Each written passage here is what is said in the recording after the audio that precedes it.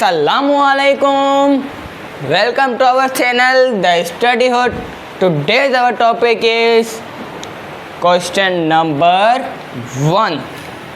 Question number 1 नहीं है of exercise 20.1 which is related to your book Mathematics of class 10. Okay. Class 10 की है mathematics से हम जो यहाँ पे आज हम पढ़े होते हैं, ठीक है। यूज़ सवाल को पढ़ो। Use discriminate find the nature of the roots of the following quadric equation. फिर से पढ़ो, नहीं समझ में आया। Use discriminate find the nature of the roots of the following जो सवाल दिए हुए हैं क्वाड्रिक इक्वेशन, यानी क्वाड्रिक फार्मूला इस्तेमाल करके हमें ये सवाल सॉल्व करने हैं। क्वाड्रिक फार्मूला क्या था हमारा? जो डेल्टा याद है, कुछ डेल्टा की वैल्यू थी एक हमारे पास, फार्मूला है ये, delta is equal to B square minus 4ac। Recall करो, अगर पहले वीडियोस देखी हुई है मेरी तो ये आपको समझ में आ जाएगा कि व्हाट इज दिस। ओके, सवाल की तरफ मूव ऑन हो, आ जाओ। सवाल नंबर 1 यानी part number 1, X square plus 5x minus 6 is equal to 0। अब इसमें से इसका कोई मैंने इसको सॉल्व करने का कोई तो रूल तो होगा, कोई फॉर्मूला तो होगा इसको। वो फॉर्मूला लिखने से पहले हम यहाँ पे कुछ छोटे से कुछ स्टेप्स करेंगे। वो स्टेप्स क्या होंगे? जैसे फॉर एग्जाम्पल, जैसे बात सुन लो, ये एक क्वेश्चन समझ लो, बाकी आठों क्वेश्चन आप खुद ही करोगे, अगर एक क्वेश्चन आपको समझ में आ गया तो। ओके ना? सो एक्स स्क्वायर की हमारे वैल्यू क्या है हमारे पास यहाँ पर? एक्स स्क्वायर की हम यहाँ पे क्या करते हैं? पहले तो ए की वैल्यू फाइंड करते हैं, बी की वैल्यू फाइंड करेंगे और सी की वैल्यू फाइंड करेंगे। क्यों फाइंड करेंगे? क्योंकि हमें ये फॉर्मूला रखकर सॉल्व करना है। फॉर्मूला जो मैंने ऊपर लिखा है वही फॉर्मूला इस्तेमाल होगा इस सवाल में, ठीक है ना? अब इस फॉर्मूले को इस्तेमाल में लाने के लिए हमें बी की वैल्यू चाहिए, ए की वैल्यू चाहिए, सी की वैल्यू चाहिए। तो ये वैल्यूज़ फाइंड करने के लिए हम क्या करेंगे? ए बी सी फिर फाइंड करेंगे, फिर उसका फॉर्मूला लगाएंगे ना। वैल्यूज़ फाइंड करो। ए की वैल्यू हमेशा वही होगी जो एक्स स्क्वायर के साथ होगी, जो एक्स स्क्वायर के साथ होगी वो हमारे पास हमेशा ए की वैल्यू होगी। एक्स स्क्वायर के साथ कुछ नहीं है, यानी इसके साथ क्या है? 1 है। तो ए की वैल्यू हमारे पास क्या फाइंड हुई? 1। ओके। और बी की वैल्यू हमेशा वो वैल्यू होगी जो एक्स के साथ होगी, जो वैल्यू एक्स के साथ होगी। अब एक्स के साथ कौन सी वैल्यू है? पॉजिटिव 5। ओके। अब सी के हमारे पास वही वैल्यूज़ वही लिखेंगे जो सिंगल होंगी, जिसके साथ ना तो कोई एक्स होगा ना तो कोई एक्स स्क्वायर होगा, ना तो कोई एक्स होगा ना ही कोई एक्स स्क्वायर होगा। तो वो क्या है हमारे पास यहाँ पर? अभी क्या है हमारे पास यहाँ पर? वो -6। सही कर रहा हूँ, ठीक है। इतना तो आप समझ गए। अब फॉर्मूला अप्लाई करो। Delta is equal to B square minus 4ac। Formula solve करने का, ये फॉर्मूला रखोगे तो ही सॉल्व कर पाओगे। ओके। डेल्टा बी की वैल्यू क्या फाइंड है हमारे पास यहाँ पर? 5, यानी 5 के ऊपर स्क्वायर माइनस 4। ए की वैल्यू क्या फाइंड हुई? 1। सी की वैल्यू क्या फाइंड हुई है? माइनस का 6। ओके। सो 5 का स्क्वायर यानी 5 multiply by 5 is equal to 25 लिखेंगे यहाँ पर। Minus 4 1 answer is 4 multiply by -6, पहले 4 6 आंसर इज 24। लेकिन माइनस का तो माइनस का 24 जब माइनस होगा प्लस के 25 के साथ, तो हमारा आंसर क्या आएगा हमारे पास? नहीं पता, नहीं समझ में आया, सीखो समझो। 24 माइनस का है, माइनस करना है, तो माइनस माइनस क्या हो जाएगा? प्लस हो जाएगा। तो 25 में सिंपली प्लस करो 24 को, आंसर इज 49। आंसर आ गया, आंसर तो आ गया। अब आती है कॉन्सेप्ट की बात।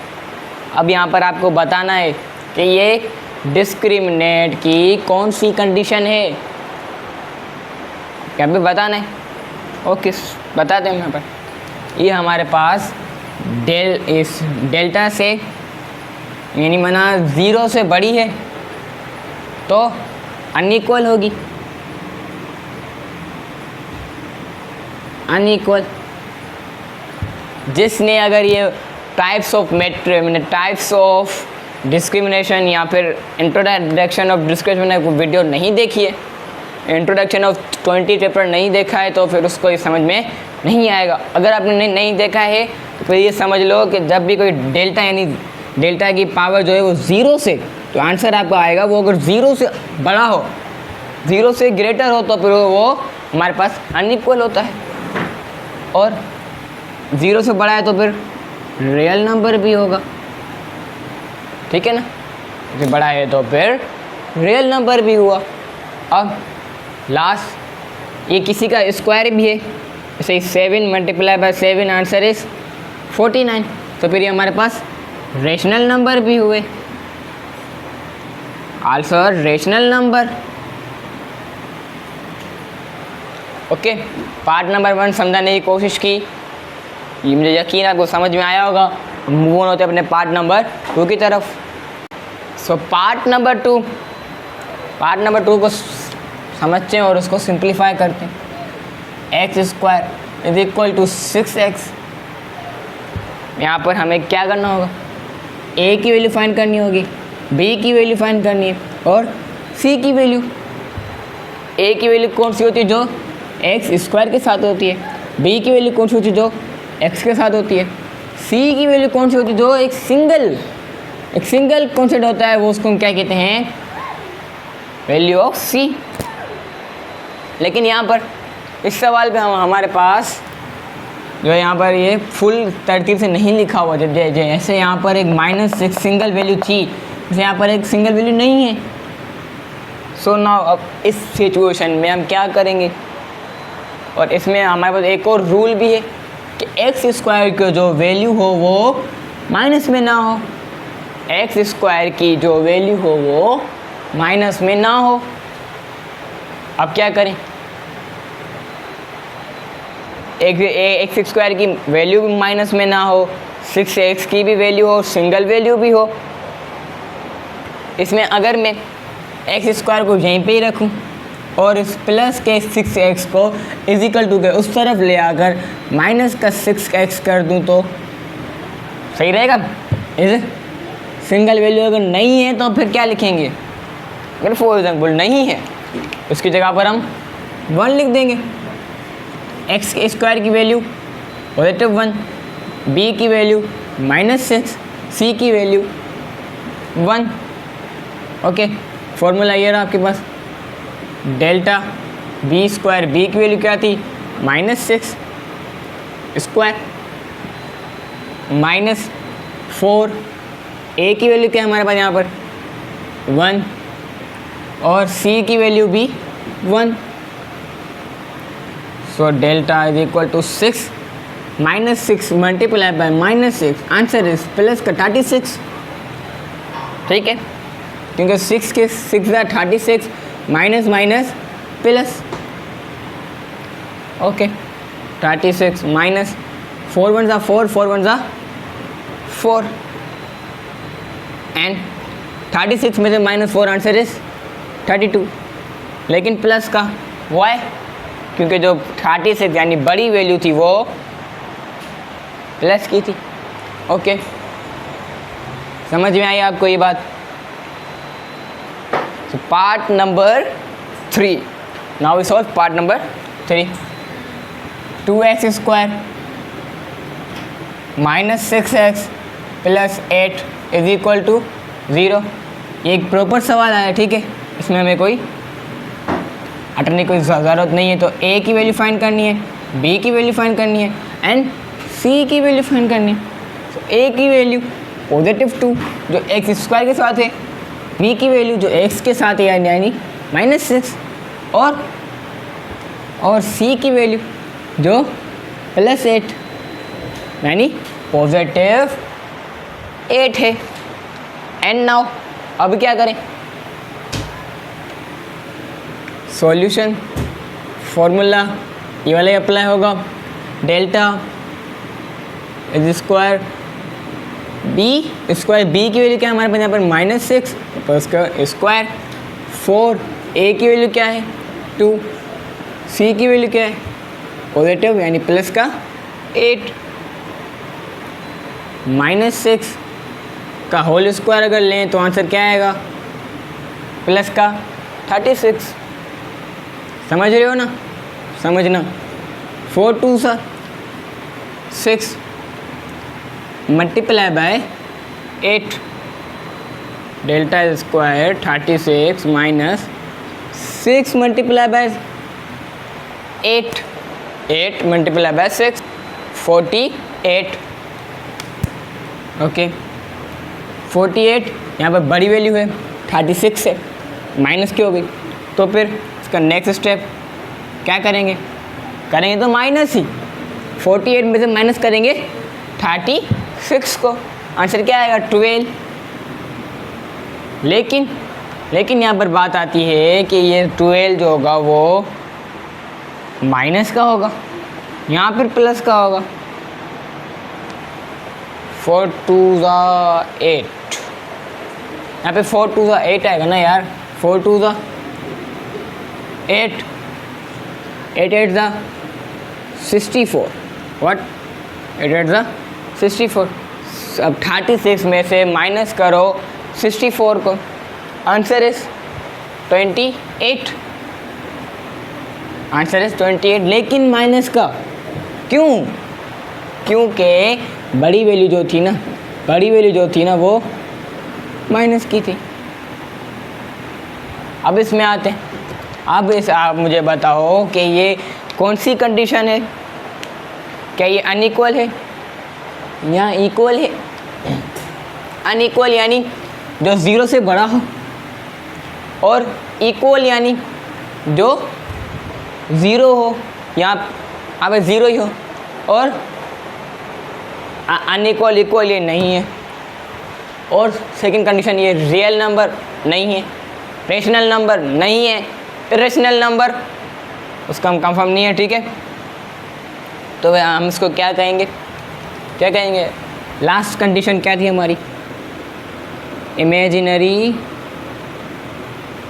रूट्स या फिर इमेजिनरी रूट्स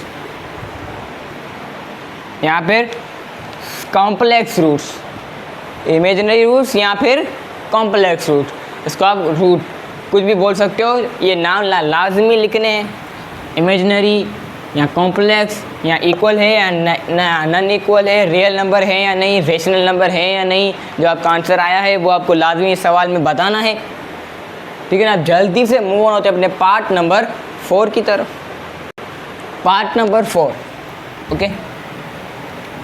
1 + 6x + 9x² = 0। अब ये इस इक्वेशन को देखो, क्या ये सही लिखी हुई है या क्या ये गलत लिखी हुई है? लिखी तो सही हुई है, लेकिन हमेशा स्क्वायर x² आगे आता है, फिर उससे छोटा स्क्वायर और x, फिर वो आएगा, फिर उससे छोटा सिंगल नंबर यानी 1। ए क्या है हमारे पास यहाँ पर b एंड c। ए है हमारे पास यहाँ पर 9 क्योंकि वो x² के साथ है, b है हमारे पास 6 क्योंकि वो x के साथ है, और c हमारे पास 1 है, क्यों? क्योंकि वो सिंगल है। और delta b² delta is equal to b², b की वैल्यू क्या है 6² इज इक्वल टू यानी माइनस का 4। a की वैल्यू क्या है हमारे पास यहाँ पर 9 मल्टीप्लाई बाय c की वैल्यू क्या है 1।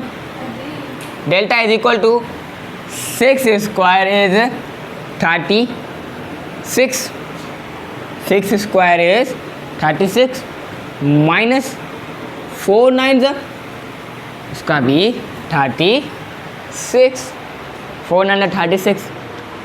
तो अब देखो यहाँ पर आंसर, थोड़ा और ऐसे सवाल आने चाहिए, ये थोड़ा मज़ा आए और कॉन्सेप्ट भी क्लियर हो। जब तक आप मुश्किल सवाल नहीं सॉल्व करोगे आपका कॉन्सेप्ट क्लियर नहीं होगा। ओके, ये प्लस का है, ये माइनस का है, प्लस का माइनस, प्लस का 36 माइनस के 36 के कट गया, क्या बचा? यहाँ पे लिख रहा हूँ डेल्टा इज इक्वल टू 0। ये अनइक्वल है, इक्वल है या इमेजिनरी नंबर है? It is a equal, equal, equal. क्या है ये? इक्वल। चलो मैंने पता लिया। और अब रियल है ये? जी हाँ, रियल नंबर भी है। और ये रेशनल नंबर है? जी हाँ, ये रेशनल नंबर भी हैं।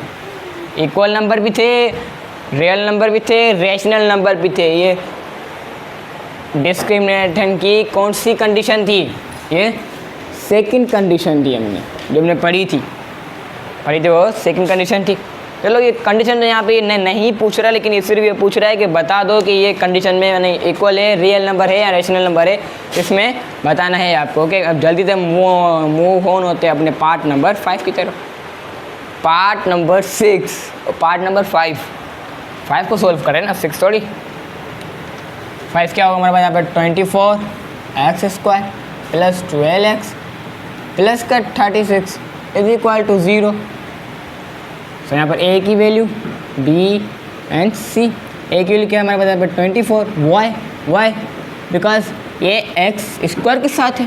b की वैल्यू 12, वो क्यों? क्योंकि वो x के साथ है। c की वैल्यू 36, क्यों? क्योंकि वो सिंगल है। Delta is equal to b square. b की वैल्यू क्या हमारे यहाँ पर? 12 माइनस 4 की वैल्यू और 24, c is 36। Delta is equal to 12 multiply by 12, answer is 144 minus 4 multiply by 24, उसको आंसर मल्टीप्लाई करना है 36 के साथ। कैलकुलेटर खोलो, सब करो। 3456, 3456। अब इसको माइनस करवाना है 144 के साथ, माइनस बाय 144, आंसर इज 3312। 3312। क्या ये सही मल्टीप्लिकेशन हो? क्या ये इसने सही सब्ट्रैक्ट किया है? मैंने ये सही सब्ट्रैक्ट किया है? नहीं, तो चेक करो, ठीक है ना, चेक करो। अब आते हैं इसमें, क्या ये अनइक्वल है यानी 0 से बड़ा है इसका आंसर? नहीं, ये 0 से बहुत ज़्यादा छोटा है। और क्या ये इक्वल है? ये 0 है? नहीं, 0 भी नहीं है। फिर ये क्या होगा? एक ही बात होगी फिर से, इमेजिनरी रूट्स। एक इमेजिनरी रूट्स यहाँ फिर बताया था, ठीक है, यहाँ पे कॉम्प्लेक्स रूट, ठीक है। अब जल्दी से मूव ऑन हो जाए पार्ट नंबर 6 की तरफ। Now question number 6, question number 6 को सोल्व करें। क्वेश्चन नंबर 6 क्या है हमारे पास यहाँ पर? x is equal to X square plus 1। फिर से सवाल आ गया हमें यहाँ पर, हमें यहाँ पर a की वैल्यू फाइंड करनी, b की वैल्यू फाइंड करनी, लेकिन c की वैल्यू फाइंड करनी। लेकिन साथ हो तो भी फाइंड तो करें ना यार, मज़ा आए ना। वो साथ लाइन आने के लिए क्या करूं? x को माइनस का भी नहीं कर सकता। एक्स स्क्वायर को अगर माइनस का रखूँगा तो आंसर का गलत आएगा। क्या करूं अब मैं? अगर फॉर एग्जाम्पल एक्स स्क्वायर को मैं यहीं पे ही रख रहा हूँ और इस x को इक्वल टू उस तरफ ले आकर इस एक्स स्क्वायर और प्लस 1 के बीच में ले आऊँ, इन दोनों के बीच में रखूँ अगर मैं, सही है फिर? जी हाँ, सही है, हमारी मर्ज़ी। प्लस का 1 इज इक्वल टू 0। लेकिन अब बात आती है कि जो हमने ये बीच में वैल्यू रखी थी वो माइनस की होगी या प्लस की होगी? साफ सी एक पता है बात की है। यहाँ पे अगर प्लस का है तो इजिकल टू के उस तरफ जाकर माइनस का हो जाएगा, ठीक है। और समझ गए, एक्स स्क्वायर की वैल्यू 1, बी की -1, सी की 1, यानी ये बहुत आसान है। Delta is equal to B square यानी 1 -1 का स्क्वायर माइनस करना है 4, ए क्या है हमारे पास यहाँ पर 1, सी क्या है 1।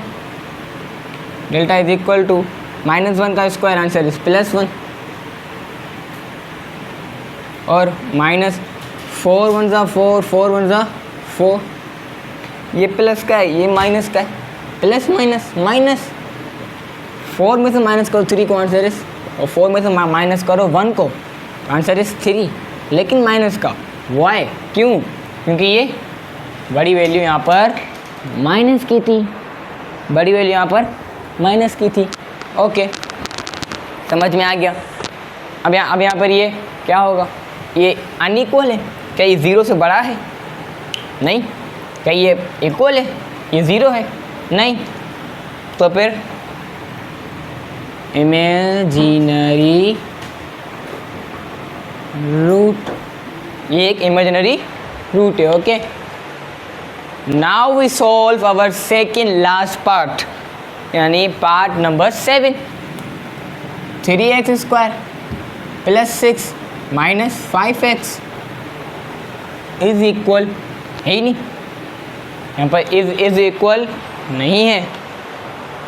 तो अब क्या करें? लगा दो, लगा दिया, यहाँ पर भी लगा दिया। लेकिन अब यहाँ पर देखो, एक बात देखो, 3x स्क्वायर तो है, फिर उसके बाद +6 है, उसके बाद x की वैल्यू नहीं है, तो क्या करेंगे? यहाँ पर x की वैल्यू रखेंगे। मैथ है, हमारी मर्जी है। और यहाँ पर -5x प्लस का 6 is equal to 0। A B and C, A की वैल्यू +3, बी की वैल्यू -5, सी की वैल्यू +6। डेल्टा इज इक्वल है बी स्क्वायर।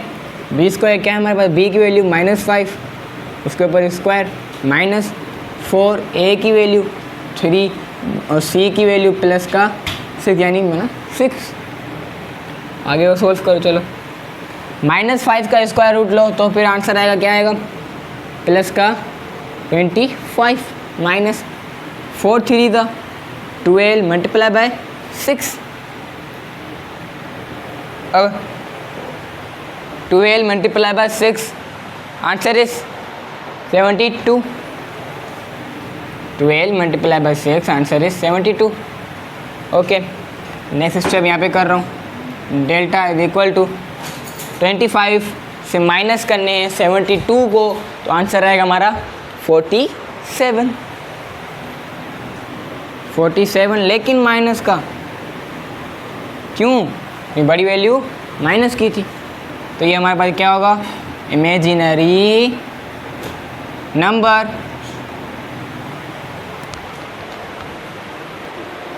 जल्दी से अब मुझे अपने इस लास्ट पार्ट को सॉल्व करते हैं, ठीक है। 3x स्क्वायर प्लस का 9 इज इक्वल टू 0। अब इसमें x की वैल्यू कहाँ से लाऊं मैं? इसमें x की वैल्यू नहीं है, यानी यहाँ पे b की वैल्यू हमारे पास नहीं होगी, तो a की वैल्यू फाइंड करनी है, b की वैल्यू और c की वैल्यू। a की वैल्यू क्या होगी? 3, b की वैल्यू कुछ भी नहीं है तो फिर 0 लगा दो, x ही नहीं है यहाँ पर हमारे पास, तो 0 लगा दिया। c की वैल्यू 9 है यहाँ पर। डेल्टा इज इक्वल टू, सही लिखो, बी स्क्वायर यानी 0 को स्क्वायर माइनस 4, ए की वैल्यू क्या है 3, सी की वैल्यू क्या है 9। डेल्टा इज इक्वल टू 0 का square 0 minus 4 3 the 12 multiply by 9। 12 multiply by 9, answer is 108। 108, लेकिन माइनस का 0। डेल्टा इज इक्वल टू, तो अब 0 में से माइनस करना है 108 को, आंसर क्या आएगा हमारे पास? Delta is equal to -108। ये हमारे पास इमेजिनरी इमेजिनरी रूट होगा, हमारे पास इमेजिनरी रूट होगा। अगर ये सवाल आपको समझ में आया हो तो फिर मुझे बताइएगा, ताकि अगर आपके कोई भी क्वेश्चन, कोई भी क्यूरी हो आपके माइंड में तो मुझे बताइएगा। अभी के लिए अल्लाह हाफिज़, थैंक्स फॉर वाचिंग।